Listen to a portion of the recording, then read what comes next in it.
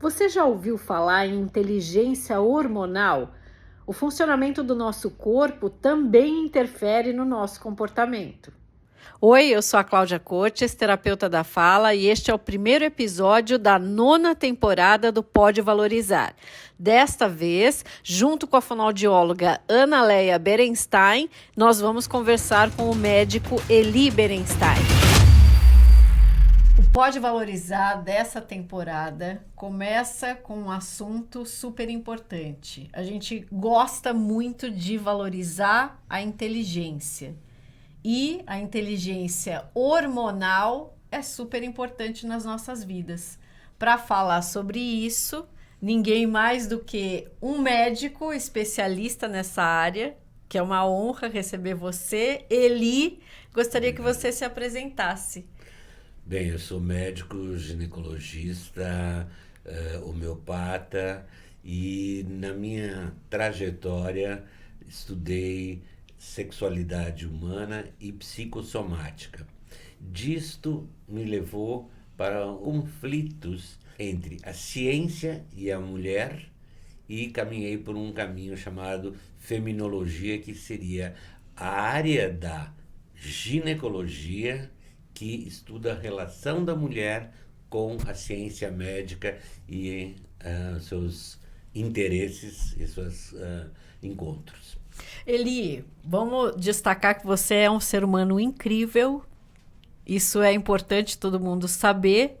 E eu gostaria de conhecer mais você. Quando é que na sua vida você teve esse interesse de cuidar, principalmente cuidar da mulher? Eu acho que nossas raízes determinam muito o nosso futuro. Eu nasci no Rio Grande do Sul, numa cidadezinha que tinha um médico que cuidava da comunidade judaica naquela região e que fez meu parto e que minha mãe elogiava muito, cuidava e que me cuidou até os 10 anos de idade. Essa vínculo com o Dr. Otto Goldberg deve ter ficado na minha vida. A partir dos 10 anos eu vim para São Paulo para estudar e fui buscando carreiras que pudessem me satisfazer a questão de servir ao próximo. E, coincidentemente, essa imagem do Dr. Otto Goldberg levou a achar que a psicanálise ou a medicina seriam o meu caminho. No 5º ano da faculdade de medicina, no caminho da psicanálise, aconteceu comigo uma coisa interessante, que foi fazer o acompanhamento da doença de uma obstetriz no Hospital Matarazzo. E esta mulher, quando eu falei das minhas questões, ela falou: nossa, você vai ser o porteiro da vida. Que incrível Da isso! vida? Sim, a mim você vai fazer o parto contrário. E aos outros, as que nascerem, você vai fazer o parto de recepção.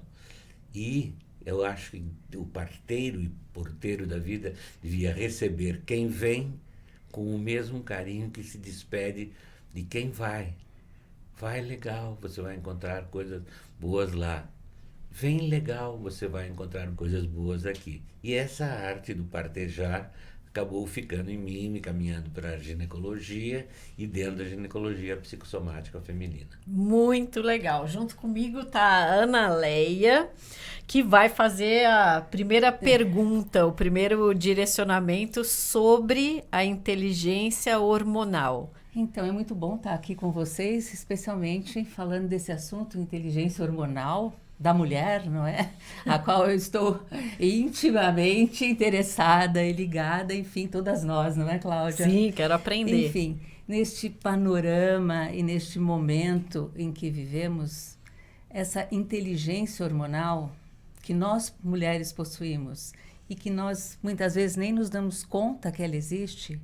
Qual a importância de se ter essa conscientização? E antes disso, o que é a inteligência hormonal, Eliezer? A inteligência hormonal é o impacto que os hormônios têm sobre o comportamento humano. Desde o nosso primeiro momento de vida até o nosso último suspiro na vida, nós somos influenciados pelos nossos hormônios. Na mulher, principalmente, esses hormônios surgem lá pelos 10 anos com o nome de progesterona. Por que progesterona? Porque a progesterona é quem dá o instinto materno, diferente no homem que não tem esse aumento de um hormônio instintivo à maternidade. Então, a mulher nasce, fica 8, 10, 12 anos só com um hormônio feminino chamado estradiol, que vai moldando a sua pele, o seu cabelo, o seu fenótipo e lhe determina questões da mulher. Aos 11 anos começa a influenciar o pensamento dessa menina uma coisa mais instintiva para reprodução.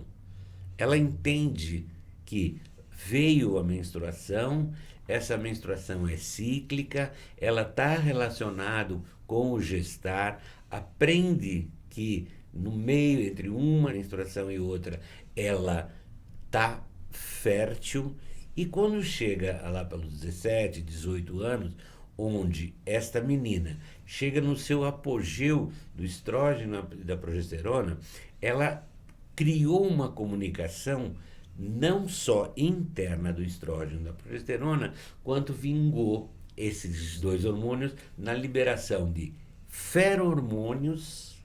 E o que são ferormônios?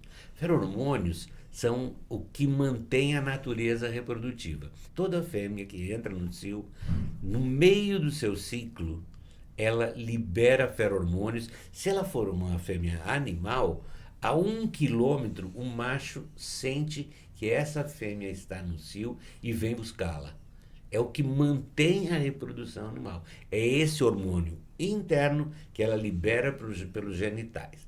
Na mulher, como a pelve foi para o meio das pernas, a liberação é feita por esta região da pele, acima dos seios, do pescoço, junto com o olhar, ela libera ferormônios para atrair a reprodução. Além disso, ela produz endorfinas. Endorfinas femininas são substâncias que a mulher tem que produzir para que ela não tenha cólicas menstruais. Junto com isso, ela produz mais algumas substâncias que são para conforto do seu sistema feminino. Então, se ela engravidar, ela ganha um hormônio chamado gonadotrofina coriônica, que suspende a menstruação e que lhe dá um instinto enorme de amor a essa criança. Durante toda a gravidez, ela faz tudo para preservar essa criança. Esse comportamento preservativo interfere na sua razão, no seu QI, no seu racional, na sua emoção, no seu emocional, para preservar esse bebê e prepará-la para o parto e para a amamentação. Então, isto é instintivo na mulher. Os hormônios fazem até a idade da mulher entrar numa fase adulta, e nesta fase adulta os hormônios se equilibram com objetivos reprodutivos. Por quê? Porque até 3 gerações atrás, a principal função feminina na sociedade era a reprodução, enquanto no homem era a produção. Quando entramos na sociedade moderna, a mulher entra num conflito, porque a reprodução de forma não controlada geraria uma prole que tomaria conta desta mulher e ela não conseguiria intermediar produção com reprodução. Surge nessa época os métodos anticoncepcionais que vão mexer com esses hormônios da mulher, que mudam essa fisiologia. Mudando essa fisiologia, ela não tem tanto instinto de querer engravidar. Primeiro, ela não engravida porque a ação desses hormônios externos eliminam. Segundo, porque esses hormônios externos baixam o instinto que diria para ela engravida, isso desaparece. Nas 3 últimas gerações aconteceram fenômenos biológicos femininos muito, muito interessantes.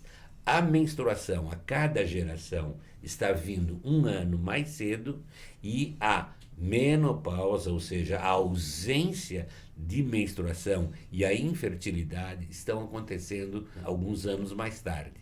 A expectativa de vida de nossas avós era de 65 anos. A nossa expectativa é de 85 anos ainda neste início do século XXI. Então temos que nos cuidar. No próximo episódio, a diferença hormonal entre homem e mulher. Não perca!